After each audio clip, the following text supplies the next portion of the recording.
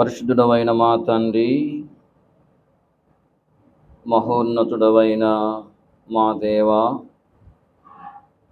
మహిమ కలిగినటువంటి మా రాజా, మీ పాద సన్నిధిలో చేరి మీ ప్రియ కుమారుడు మా రక్షకుడైన యేసుక్రీస్తు నామమున మీకు స్తోత్రమును చెల్లిస్తూ ఉంటున్నాం. మా ఎడల మీరు చూపిన మీ కనికరమును బట్టి మా పక్షంగా మీరు చేస్తూ వచ్చిన మేలు ఉపకారములన్నిటిని బట్టి మిమ్మల్ని కొనియాడుతూ ఉంటున్నాం. ఇంతవరకు ఈ పరిచర్యలో మీరు మాకు సహాయపడుతూ వచ్చిన విధానము కొరకే మీకు స్తోత్రములు. ఈ సమయంలో నిలబడుతున్న మీ దాసుని మీరు కరుణించండి. అయోగ్యుడను నిష్ప్రయోజకుడను నాయన, మీ సన్నిధి నిలిచి పరిచర్య చేయటకు ఏమాత్రం అర్హత లేనివాడను. మీరు నన్ను కరుణించి మీ కలవరి శిలువ రక్తము చేత కడిగి పవిత్రపరచండి. మీ శిలువ చాటున మరుగుపరుచుకొని మీ ఆత్మపూర్ణిగా చేసి మీరు అభిషేకించి వాడుకునండి. ఇదిగో నీ నోటి నా మాటలు ఉంచి ఉన్నానని మీరు సెలవిచ్చిన మాటను ప్రభువా మీరు నా పక్షంగా నెరవేర్చండి. ఓ దేవా, మీ పరలోకపు సింహాసనం నుండి మీ స్వరాన్ని మాకు వినిపించండి. మేము కలిసి ఎంతో భారముతో మీ సన్నిధిలో ప్రార్థనలు చేయనట్లుగా మీ కృపనివ్వండి. ప్రతి విధమైన ఆటంకాన్ని దూరపరచండి. నీకు విరోధముగా రూపింపండి ఆయుధం వర్ధిల్లదని మీ వాక్యంలో రాయబడిన మాటను అయా మీరు తండ్రి పరిచర్య పక్షంగా నెరవేర్చండి. అలాగని శత్రుకార్యాలు లయపరచండి. మీరే మమ్మల్ని అందరినీ కూడా అయా తండ్రి బలపరచి నాయన ఆత్మపూర్ణులుగా చేసి అయా తండ్రి మీ సన్నిధిలో భారముతో ప్రార్థించుట కొరకై సిద్ధపరుస్తురమ్మని మీ కృప కలిగిన హస్తములకు అప్పగించుకుంటూ మిమ్మల్ని స్తుతిస్తూ యేసుక్రీస్తు ప్రభు నామమున ప్రార్థించి స్తుతించి వేడుకొనుచున్నాం తండ్రి, ఆమేన్. ఈ సమయంలో పరిశుద్ధ గ్రంథంలో నుండి నిర్గమాకాండము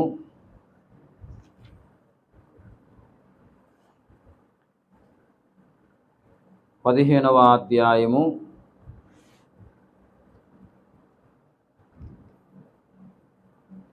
5వ వచనాన్ని మనమందరం కలిసి చదువుకుందాం. నిర్గమాకాండం 15వ అధ్యాయము 5వ వచనాన్ని మనమందరం కలిసి చదువుకుందాం. అగాధ జలములు వారిని కప్పెను, వారు రాతి వలె అడుగంటిపోయిరి. మనం చదువుకుంటూ వచ్చిన ఈ వాక్య భాగములో అడుగంటిపోయిరి అనే మాట వ్రాయబడ్డట్లుగా మనము గమనిస్తూ ఉంటున్నాం. పరిశుద్ధ గ్రంథములో దేవుని ప్రజలకు శత్రువులుగా ఎవరైతే ఉన్నారో వారిని గురించి పోయిరి అనే మాట కొన్ని చోట్ల వ్రాయబడి ఉంది. ఈ సమయంలో దేవుని ప్రజలకు శత్రువులుగా ఎవరైతే ఉన్నారో వారిని గురించి పోయిరి అనే మాట వ్రాయబడిన కొన్ని సందర్భాలను మనము చూద్దాం. మొదటిగా నిర్గమాకాండము 15వ అధ్యాయము 5వ వచనములో పోయిరి అనే మాట వ్రాయబడ్డట్లుగా మనము చూస్తూ ఉంటున్నాం. ఇక్కడ అడుగంటి పోయిరి అని వ్రాయబడి ఉంది. ఈ సందర్భము మనకు తెలిసిన సందర్భమే. నిర్గమాకాండము 14వ అధ్యాయంలో దేవుని ప్రజలైన ఇశ్రాయేలీల మీదికి ఐగుప్తీయులు అంటే ఇశ్రాయేలీలకు శత్రువులుగా ఉన్న ఐగుప్తీయులు వచ్చినట్లుగా మనం చూస్తూ ఉంటున్నాం. దేవుడు ఇశ్రాయేలీలను ఐగుప్తులో నుండి బయటికి తీసుకొచ్చాడు. కనానునకు వారిని నడిపిస్తూ ఉన్నాడు. ఆ సమయంలో మరి ఐగుప్తు రాజైన ఫరో తన సైన్యముతో కూడా ఇశ్రాయేలీలను మరలా దాసులుగా చేసుకునే దాని కొరకై వారిని వెంబడించినట్లుగా మనము గమనిస్తూ ఉంటున్నాం. ఇశ్రాయేలీలు ఎర్ర సముద్రం దగ్గరకు వచ్చారు. ఫరో తన సైన్యముతో కూడా మరి ఇశ్రాయేలీలను సమీపిస్తూ ఉన్నాడు. ఇశ్రాయేలీలు వెనుకకు తిరిగి చూస్తే ఫరో తన సైన్యముతో కూడా వస్తున్నారు. ఇశ్రాయేలు భయపడిపోయి ఏం చేస్తూ వచ్చారంటే దేవునికి ప్రార్థన చేస్తూ వచ్చారు. దేవుడు అద్భుతమైన రీతిలో ఎర్ర సముద్రాన్ని పాయలుగా చేస్తూ వచ్చాడు. అంటే ఎర్ర సముద్రాన్ని చీల్చి దారిని ఏర్పాటు చేస్తూ వచ్చాడు. ఇశ్రాయేల్ అందరూ కూడా మరి ఆ దారి గుండా ఎర్ర సముద్రం దాటుతూ వచ్చారు. ఫరో తన సైన్యముతో కూడా ఆ యొక్క ఏర్పాటు చేయబడిన దారిలో గుండా ప్రయాణం చేస్తూ ఉన్నాడు. ఇశ్రాయేలును తరుముతూ వారు మధ్యలోనికి వచ్చారు. దేవుడు ఆ ఎర్ర సముద్రం మరల యథావిధిగా పారినట్లుగా చేసినప్పుడు మరి ఆ యొక్క ఫరో సైన్యము ఆ ఎర్ర సముద్రములో మునిగి నశించిపోయినట్లుగా వాక్యములో మనము గమనించవచ్చు. చూడండి, ఇక్కడ మరి దేవుని ప్రజలైన ఇశ్రాయేలీలకు శత్రువులుగా ఉన్న ఈ ఐగుప్తీయులు ఏమైపోయారు అంటే వాక్యంలో మనం చూస్తూ ఉంటున్నాం.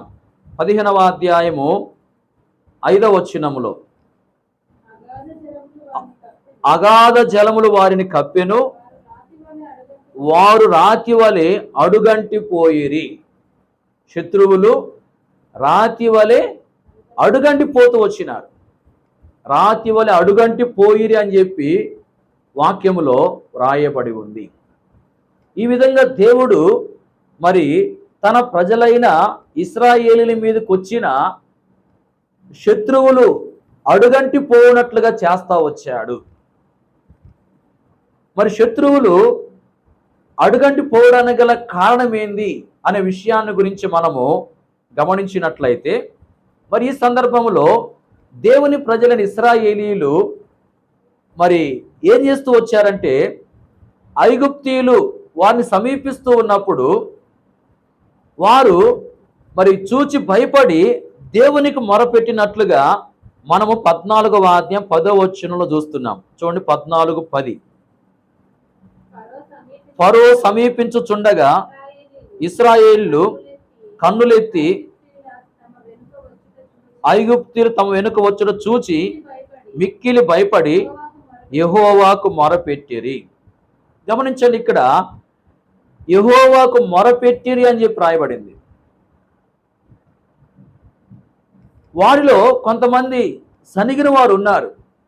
అయితే మరి మొరపెట్టిరి అనే విషయాన్ని కూడా మనం చూస్తున్నాం. అంటే దేవునికి వాళ్ళు మొరపెట్టారు, అంటే దేవునికి ప్రార్థన చేశారు వాళ్ళు. అయితే వాళ్ళను కొంతమంది సనిగిన వారు ఉన్నారు. ప్రాముఖ్యంగా మనం గమనించే విషయం ఏంటంటే వారు దేవునికి మొరపెట్టారనే విషయాన్ని మనం చూస్తున్నాం. వారు మొరపెట్టినప్పుడు దేవుడు వారి యొక్క మొరను విన్నట్లుగా వాక్యములో వ్రాయబడి ఉంది. ఆ మాటను మనము నెహెమ్యా గ్రంథములో గమనించవచ్చు. చూడండి, నెహెమ్యా గ్రంథము 9వ అధ్యాయం 9వ వచనం. నెహెమ్యా గ్రంథము 9:9. నీవు నీతిమంతుడవై ఉండి నీ మాట చొప్పున జరిగించితివి. ఐగుప్తులో మా పితరులు పొందిన శ్రమను నీవు చూచితివి. ఎర్ర సముద్రమునొద్ద వారి మొరను నీవు వింటివి. మనము నిర్గమాకాండం 14:10 ఏం చూస్తున్నామంటే మొరపెట్టిరి అనే మాటను చూస్తూ ఉంటున్నాం. వాళ్ళు మొరపెట్టినట్లుగా యెహోషువ గ్రంథము 24:7లో కూడా రాయబడింది. నిర్గమాకాండం 14:10లో మొరపెట్టినట్లుగా రాయబడింది. అలాగే యెహోషువ గ్రంథం 24:7లో కూడా వాళ్ళు మొరపెట్టినప్పుడు అనే మాట రాయబడింది. నెహెమ్యా గ్రంథం 9వ అధ్యాయం 9వ వచనంలో వారి యొక్క మొరను దేవుడు విన్నాడు అని చెప్పి రాయబడింది. అంటే ఇశ్రాయేలు మొరపెట్టారు, మొరపెట్టినప్పుడు దేవుడు వారి యొక్క మొరను విన్నట్లుగా మనం వాక్యములో గమనిస్తూ ఉంటున్నాం. అంటే వారు దేవుడు వినున్నట్లుగా దేవునికి మొరపెట్టారు. మరి వారు పెట్టిన మొర దేవుడు విన్నాడని చెప్పి వాక్యంలో రాయబడింది. గమనించండి, ఇక్కడ దేవుడు వినున్నట్లుగా వారు దేవునికి మొరపెట్టిన వారుగా ఉన్నట్లు వాక్యములో మనము గమనిస్తూ ఉంటున్నాం. దేవుడు వారి ప్రార్థనను, వారి యొక్క మొరను విన్నట్లుగా వారు దేవునికి ప్రార్థన చేశారు, దేవునికి మొరపెడతా వచ్చారు. కాబట్టి దేవుడు ఏం చేశాడంటే వారి మీదకి వచ్చిన శత్రువులు అడుగంటి పోనట్లుగా చేస్తా వచ్చాడు. అలాగే మన జీవితంలో మరి శత్రువులు మనపై దాడి చేసేవారుగా ఉంటారు. మనం ఎవరితో పోరాడుతున్నామంటే ఆకాశ మండలమందున్న దురాత్మల సమూహములతో, ఆకాశ మండలమందున్న దురాత్మ సమూహముతో మనం పోరాడుతూ ఉంటున్నాం. కాబట్టి యొక్క మరి దురాత్మ సమూహములు ఏం చేస్తూ ఉన్నాయంటే దేవుని ప్రజలమైన మనపై దాడి చేసేవిగా ఉంటూ ఉన్నాయి. మన యొక్క ఆత్మీయ జీవితాన్ని పాడు చేయడానికి, మనల్ని దేవుని నుండి దూరం చేయడానికి, మరి మనల్ని ఆత్మీయంగా బలహీనులుగా చేయడానికి ఎన్నో రీతిలుగా మరి శత్రు సమూహం అనేది మనపై దాడి చేస్తూ ఆ విధంగా ప్రయత్నించేదిగా ఉంటా ఉంది. మరి ఈ యొక్క శత్రు సమూహము, మరి మనపై దాడి చేస్తున్న శత్రు సమూహము అడుగంటి పోవాలి అంటే మనము ఇశ్రాయేలీయుల వలె దేవుడు విన్నట్లుగా, దేవుడు ఆలకించున్నట్లుగా మనం ఏం చేయాలంటే ప్రార్థన చేయాలి, మొరపెట్టాలి. వాక్యములో మనం గమనించవచ్చు, మరి భక్తుడు అంటూ ఉన్నాడు, నా హృదయంలో నేను పాపము లక్ష్యము చేసిన ఎడల ప్రభువు నా మనవి వినకపోవును అని. గమనించండి, 66వ కీర్తన 18వ వచనంలో నా హృదయంలో నేను పాపాన్ని లక్ష్య పెడితే ప్రభు నా మనవి వినకపోవునని చెప్పి భక్తుడు అంటున్నాడు. అంటే మన హృదయంలో పాపానికి చోటిస్తే ప్రభు మన యొక్క మనవి వినడు. మన యొక్క మనవి ప్రభు వినాలంటే మన హృదయంలో పాపానికి చోటు ఇవ్వకూడదు. గమనించండి, మరి మనము దేవుడు మన యొక్క ప్రార్థన విన్నట్లుగా మనం ఆయనకు ప్రార్థన చేయాలి. మనం చేసే ప్రార్థన ప్రభు వినాలంటే మనం మన హృదయంలో పాపానికి చోటు ఇవ్వకూడదు. మనం మన హృదయంలో పాపానికి చోటు ఇవ్వకుండా ఉన్నప్పుడు మన మనవి ప్రభు వింటాడు. విని ప్రభు ఏం చేస్తా అంటే మనపై దాడి చేస్తున్న మరి శత్రు సమూహాన్ని అడుగంటి పోనట్లుగా చేస్తాడు. కాబట్టి మన జీవితంలో మనపై దాడి చేస్తున్న శత్రు సమూహము అడుగంటి పోవాలి అంటే మనము ఆయన విన్నట్లుగా, అంటే ఆ ప్రభు మన ప్రార్థన విన్నట్లుగా ఆయనకు ప్రార్థన చేసే వారముగా ఉండాలి. ఆయన మన ప్రార్థన వినాలంటే మన హృదయంలో పాపానికి ఏమాత్రము చోటు ఇవ్వకూడదు.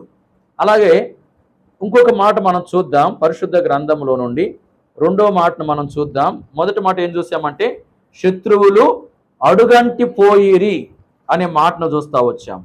2వ మాట మనం చూద్దాం, సమూయేలు మొదటి గ్రంథం 7వ అధ్యాయము 13వ వచనం. సమూయేలు మొదటి గ్రంథము 7:13.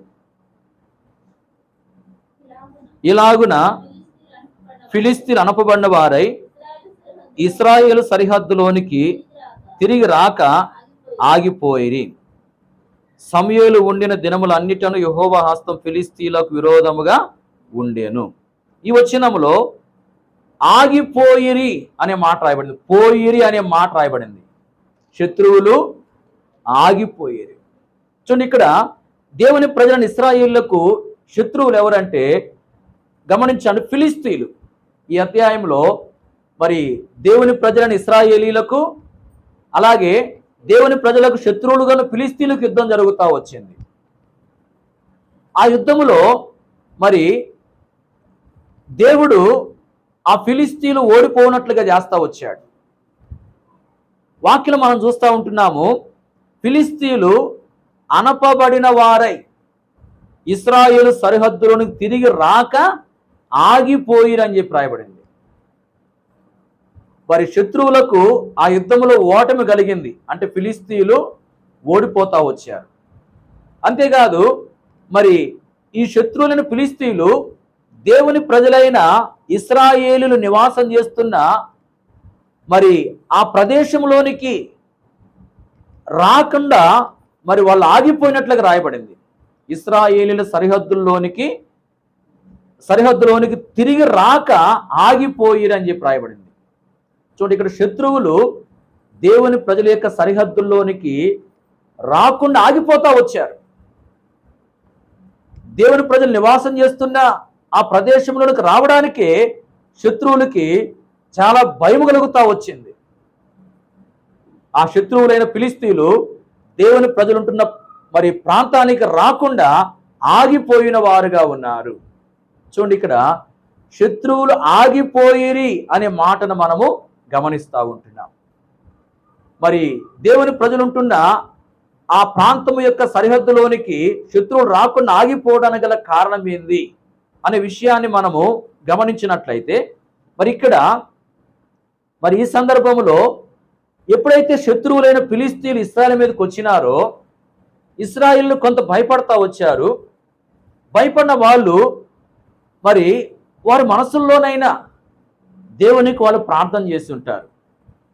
మరి స్పష్టంగా వాళ్ళు ప్రార్థించాలని చెప్పి రాయబడలేదు, కానీ వారి జీవితంలో ఒక నమ్మకం ఉంది, ప్రార్థన ద్వారా మరి శత్రువుల నుంచి మనము విడిపించబడతామనే నమ్మకం ఉంది. కాబట్టి వారి కొరకు మరి వారు శత్రువుల చేతుల నుంచి విడిపించబడినట్లుగా దేవునికి ప్రార్థన చేసుకుని ఉంటారు. అలాగే మరి న్యాయాధిపతిగా ఉన్నటువంటి సమూయేలు దగ్గరకు వచ్చి సమూయేలును కూడా అడుగుతున్నారు. చూడండి ఆ మాట 8వ వచనం, సమూయేలు మొదటి గ్రంథం 7వ అధ్యాయం 8వ వచనం. మన దేవుడైన యెహోవాను ఫిలిస్తీయుల చేతిలో నుండి మనల్ని రక్షించున్నట్లుగా మా కొరకు ఆయన్ను ప్రార్థన చేయటం మానవద్దని సమూయేలు వద్ద మనవి చేసిరి. చూడండి, ఇక్కడ మా కోసం ఆయన్ను ప్రార్థన చేయటం మానవద్దు అని చెప్పి వాళ్ళు సమూయేలును అడుగుతా ఉన్నారు. మన దేవుడైన యెహోవాను ఫిలిస్తీయుల చేతుల నుండి మనం రక్షించున్నట్లుగా మా కొరకు ఆయన్ను ప్రార్థన చేయట మానొద్దని సమూయేలు దగ్గర మనవి చేసుకుంటున్నారు. అంటే వీళ్ళు సమూయేలు దగ్గరకు వచ్చి, అయ్యా మా కోసం ప్రార్థన చేయి, శత్రువులు మరి దాడి చేస్తూ ఉంటున్నారు, వారి నుంచి విడిపించబడినట్లుగా మా కోసం ప్రార్థన చేయమని చెప్పి వాళ్ళు సమూయేలును అడుగుతూ ఉంటున్నారు. చూడండి, ఇక్కడ ఇశ్రాయేలీలు వారి కొరకు వాళ్ళు ప్రార్థన చేసుకుంటున్నారు. అదే సమయంలో మరి సమూయేలు దగ్గరకు వచ్చి కూడా మా కోసం ప్రార్థన చేయమని చెప్పి సమూయేలును అడుగుతూ ఉంటున్నారు. అంటే మనము మన కోసం ప్రార్థన చేసుకోవాలి, అలాగే ఇతరుల యొక్క ప్రార్థనా సహాయాన్ని కూడా మనం కోరుకోవాలి. తోటి విశ్వాసుల యొక్క ప్రార్థనా సహాయాన్ని కూడా మనం కోరాలి. అలాగే దైవ సేవకుల యొక్క ప్రార్థనా సహాయాన్ని కూడా మనము కోరాలి. మన కోసం మనము ప్రార్థన చేసుకోవాలి. అలా మన కోసం మనం ప్రార్థన చేసుకుంటే సరిపోదు, కానీ మనము తోటి విశ్వాసుల యొక్క ప్రార్థనా సహాయాన్ని కోరుకోవాలి. అంటే మన కోసము తోటి విశ్వాసులు కూడా ఏం చేయాలా? ప్రార్థన చేయాలా. అలాగే దేవుని సేవకులు కూడా మన కోసం ప్రార్థన చేయాలి. అలాగే మన జీవితంలో మన కోసం మనం ప్రార్థన చేసుకుంటూ మరి తోటి విశ్వాసుల యొక్క ప్రార్థన సహాయాన్ని కోరుకోవాలి. దైవ సేవకుల యొక్క ప్రార్థన సహాయాన్ని కూడా మనము కోరుకోవాలి. పరిశుద్ధ గ్రంథంలో మరి పౌలుని గురించి కూడా మనము గమనించినట్లయితే, మరి పౌలు ఎఫెసీలో ఉన్న దేవుని ప్రజలతో మరి ఏం చెప్తూ వచ్చాయంటే, ఎఫెసీలకు రాసిన పత్రికలో 6వ అధ్యాయంలో 19-20 వచనాల్లో నా కోసం మీరు ప్రార్థన చేయండి అని చెప్పి మరి వాళ్ళని అడుగుతున్నట్లుగా వాక్యంలో మనం చూస్తూ ఉంటున్నాం. నేను సువార్త ప్రకటిస్తూ ఉన్నాను, నేను సువార్త ప్రకటిస్తూ ఉంటున్నప్పుడు మరి ఆ సువార్త ప్రకటించవలసిన రీతిగా నేను ప్రకటించినట్లుగా దేవుడు వాక్శక్తి నాకు అనుగ్రహించినట్లుగా మరి నా కోసము మీరు పూర్ణమైన పట్టుదలతో విజ్ఞాపన చేయించు మెలకుగా ఉండండి అని చెప్పి మరి తాను అంటా ఉన్నాడు. అంటే చూడండి, పౌలు గొప్ప దైవజనుడుగా ఉన్నాడు, ఎన్నో వరాలు కలిగినటువంటి వాడు, ఎంతో భారముతో ప్రభు కొరకు ప్రయాసపడే వ్యక్తి. మరి ఇలాంటి వ్యక్తి మరి సంఘము యొక్క ప్రార్థన సహాయాన్ని కోరుతున్నాడు. మీరు నా కోసం పట్టుదలతో ప్రార్థన చేయండి అని చెప్పి వాళ్ళు అడుగుతా ఉన్నాడు. చూడండి, ఒక దైవజనుడుగా మరి విశ్వాసుల యొక్క ప్రార్థన సహాయాన్ని కోరుతూ ఉంటున్నాడు. మరి ఆ యొక్క పౌలు తన కొరకు తాను ప్రార్థన చేసుకుంటున్నాడు. అంత మాత్రమే కాదు, మరి సంఘాన్ని నా కోసం ప్రార్థన చేయమని కోరుతా ఉంటున్నాడు. కాబట్టి మరి పౌలు జీవితంలో ఆ విధంగా తన కొరకు తాను ప్రార్థన చేసుకుంటా వచ్చాడు. మరి ఇతరుల యొక్క ప్రార్థన సహాయాన్ని కోరుతా వచ్చాడు. ఇతరులు కూడా తన కొరకు ప్రార్థన చేశారు. కాబట్టి తాను తనపై దాడి చేసే మరి ఆ శత్రు సమూహాన్ని జయిస్తూ దేవుని యొక్క పనులు ముందుకు సాగిన వాడుగా ఉన్నాడు. కాబట్టి మన జీవితంలో మరి మనపై దాడి చేస్తున్న శత్రువు మన యొక్క సరిహద్దుల్లోనికి రాకుండా ఆగిపోవాలంటే మనము మన కోసం ప్రార్థన చేసుకోవాలి. అలాగే ఇతరుల యొక్క ప్రార్థన సహాయం కూడా మనము కోరాలి. అలాగూ మరి ఒకరి కొరకు ఒకరు ప్రార్థన చేసుకుంటూ, మన కోసం మనం ప్రార్థన చేసుకుంటూ ఇతరుల కొరకు కూడా మనం ప్రార్థన చేయాలి. మన కోసం ఇతరుల ప్రార్థన చేయాలి. అలాగూ మనము మరి ఒకరి కొరకు ఒకరము ప్రార్థనలు చేసుకునే వారంగా ఉంటే మరి శత్రువు మన యొక్క సరిహద్దులోకి రాకుండా ఏమవుతాడు? ఆగిపోతాడు. కాబట్టి గమనించండి, మరి శత్రువు మన సరిహద్దులోకి రాకుండా ఆగిపోవాలంటే మన కోసం మనం ప్రార్థన చేసుకోవాలి. అలాగే ఇతరుల యొక్క ప్రార్థన సహాయాన్ని కూడా మనము కోరుకోవాలి. మూడో మాట మనం చూద్దాం. చూడండి, దినవృత్తాంతములు 2వ గ్రంథం, దినవృత్తాంతములు 2వ గ్రంథము 18వ అధ్యాయము 31-32 వచనాలు.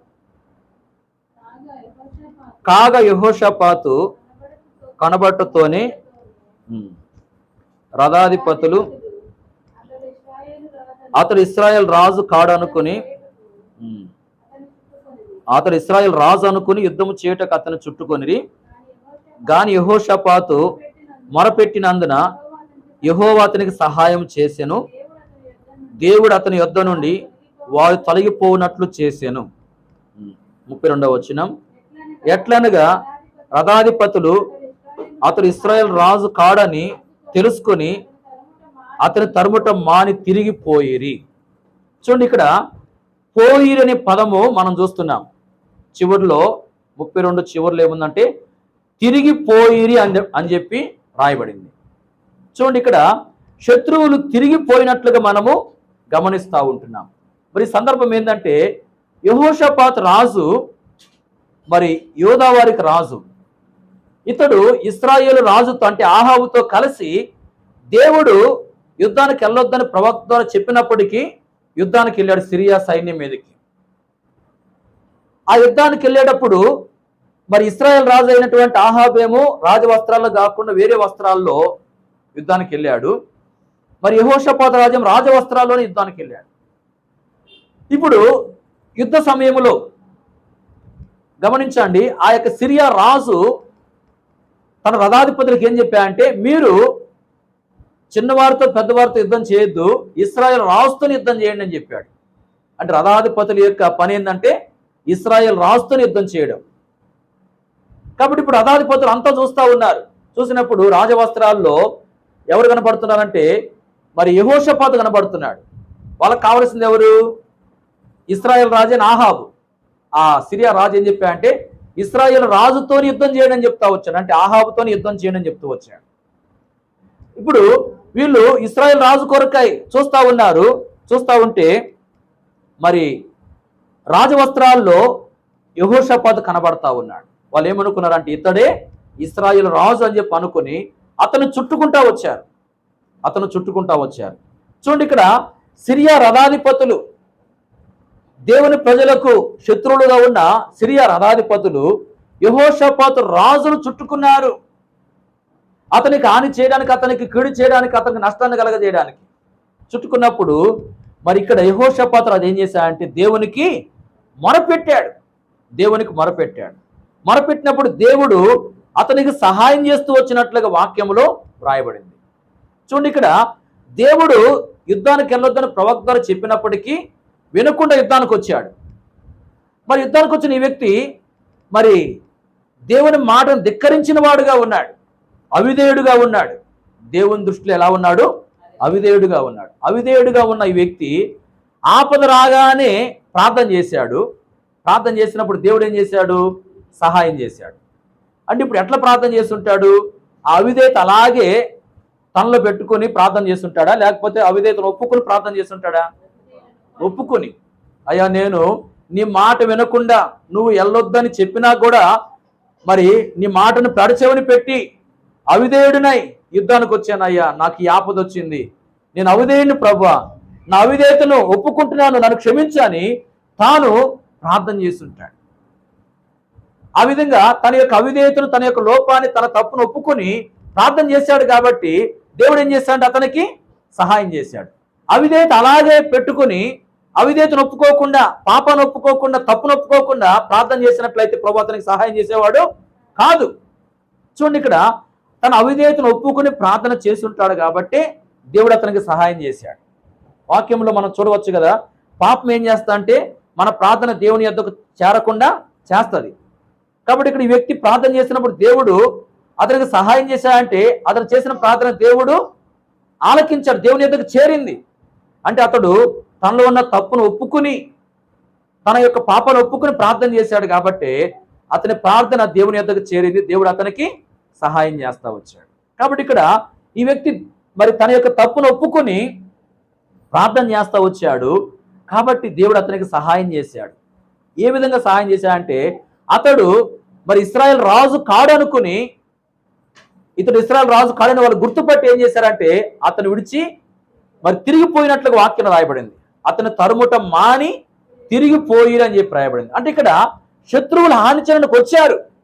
వచ్చిన శత్రువులు ఏమైపోయారంటే అతని యొద్ద నుండి తిరిగి పోయారు. అంటే ఏ హాని చేయకుండా తిరిగి వెళ్ళిపోయారు. చూడండి, అతను తరుముట మాని తిరిగిపోయినట్లుగా వాక్యం మనం చూస్తూ ఉంటున్నాం. అంటే అతని దగ్గరకు వచ్చిన శత్రువులు మరి ఏ హాని చేయకుండానే తిరిగిపోయారు, తిరిగి వెళ్ళిపోయారు. కారణం ఏంటంటే ఆ వ్యక్తి తనలో ఉన్న తప్పును, తనలో ఉన్న లోపాన్ని ఒప్పుకుని ప్రార్థన చేస్తా వచ్చాడు. దాన్ని బట్టి మరి ఆ యొక్క హాని చేయడానికి వచ్చిన శత్రువులు మరి ఏ హాని చేయకుండా తిరిగిపోయారు. కొన్నిసార్లు శత్రువు మనకు హాని చేయడానికి మనల్ని సమీపిస్తాడు, మనను ఆవరిస్తాడు. శత్రు సమూహం అనేది మనకు హాని చేయడానికి, మనకు నష్టాన్ని కలగజేయడానికి మనల్ని ఆవరిస్తుంది కొన్నిసార్లు. మరి ఆవరించిన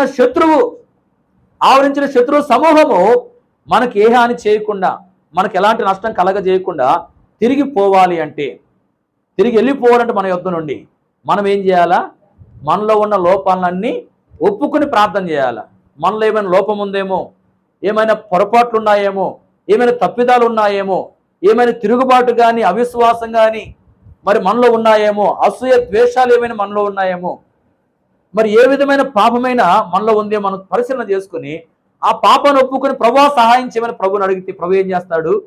మనకు సహాయం చేస్తాడు. మనల్ని ఆవరించినటువంటి ఆ యొక్క శత్రు సమూహము మరి తిరిగిపోనట్లుగా ప్రభువు కార్యం చేసేవాడుగా ఉంటాడు. కాబట్టి మన జీవితంలో మరి మన యొద్ద నుండి శత్రు సమూహము తిరిగిపోవాలి అంటే మనము మనలో ఉన్న లోపాన్ని, మనలో ఉన్న తప్పులను, మనలో ఉన్న పాపాన్ని ఒప్పుకొని ప్రభువునకు ప్రార్థన చేసేవారముగా ఉండాలి. గమనించని సమయంలో 3 విషయాలను మనం చూస్తూ వచ్చాం. దేవుని ప్రజలకు శత్రువులుగా ఉన్న వారి విషయమై వ్రాయబడిన పోయిరి అనే మాటను గురించి మనం చూస్తున్నాం. మరి పోయిరి అని శత్రువుల గురించి రాయబడిన 3 సందర్భాలను మనం చూస్తూ వచ్చాం. మొదటిది ఏంది? శత్రువులు అడుగంటి పోయిరి. శత్రువులు అడుగంటి పోయిరి. కారణం ఏంటంటే దేవుని ప్రజలైన ఇశ్రాయేలీలు దేవుడు విన్నట్లుగా దేవునికి ప్రార్థన చేశారు. రెండోదిగా మనం చూస్తూ వచ్చాం, శత్రువులు రాకుండా ఆగిపోయిరి. శత్రువులు ఇశ్రాయేలు సరిహద్దులోకి రాకుండా ఆగిపోయిరి. శత్రువులు ఆగిపోతా వచ్చారు రాకుండా. కారణం ఏంటంటే మరి ఇశ్రాయేలీలు వారి కొరకు వాళ్ళు ప్రార్థన చేసుకుంటా వచ్చారు. అలాగే సమూయేలు యొక్క ప్రార్థన సహాయాన్ని కూడా వాళ్ళు కోరుతా వచ్చారు. మూడోది మనం చూస్తూ వచ్చాము, శత్రువులు తిరిగిపోయిరి. వచ్చిన శత్రువులు తిరిగిపోయారు.